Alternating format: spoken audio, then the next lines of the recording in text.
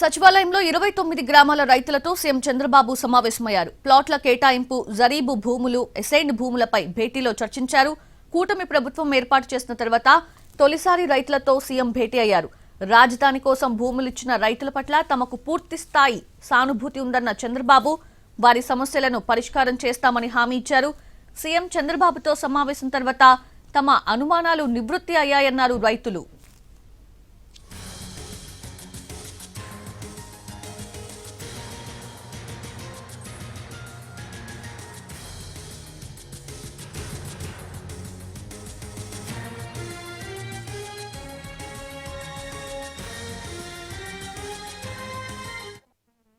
Doctor Pemmasani Chandrasekhar గారు కేంద్ర మంత్రి వర్యుల యొక్క ఆధ్వర్యంలో ఒక త్రిసభ్య కమిటీని మా యొక్క శాసనసభ్యులు గౌరవ శాసనసభ్యులు తెనాలి శ్రావణ్ కుమార్ గారు, అదేవిధంగా పట్టణాభివృద్ధి శాఖ మంత్రి వర్యులు నారాయణ గారితో కలిపి ఒక త్రిసభ్య కమిటీని కూడా ఏర్పాటు చేయడం జరిగింది.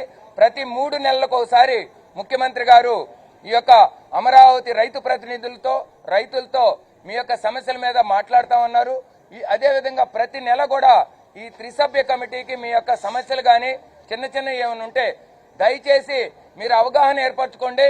దాంట్లో ఏదైతే గోరంతల్ని కొండంతలుగా చేసి ఈ యొక్క మహాయజ్ఞానికి విఘాతం మాత్రం కలిగించబాకండి అని ఏ విధంగా ఈ నగరాన్ని అభివృద్ధి చేయబోతున్నారు, ఏ విధంగా ఈ ప్రాంతానికి ప్రజలు వచ్చే విధంగా ఎటువంటి చర్యలు చేపడుతున్నారు అనేటువంటి మీద స్పష్టమైనటువంటి అవగాహన చేశారు.